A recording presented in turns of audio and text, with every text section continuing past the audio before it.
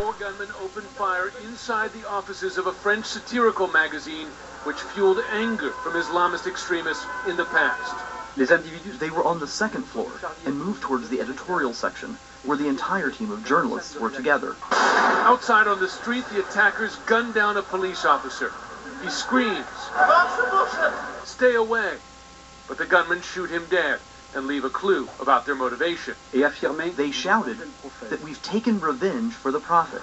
They then head to their getaway car, one gunman raising his hand in the air in what could be a signal to others that played a role in the attack, according to a Western intelligence source. Another stops to pick up a shoe before fleeing the scene.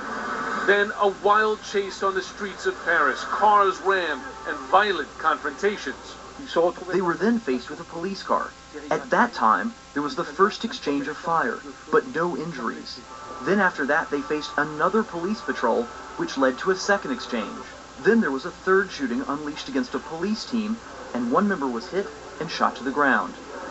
The grim result, 12 people killed, another 11 wounded. Among the dead, newspaper editor and cartoonist Stéphane Charbonnier, known as Charb, who in past editions of the paper satirized the Prophet Muhammad. With the attackers still on the loose tonight, France's president wants immediate action.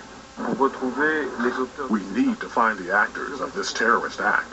They must be arrested and brought before judges. France is shocked today.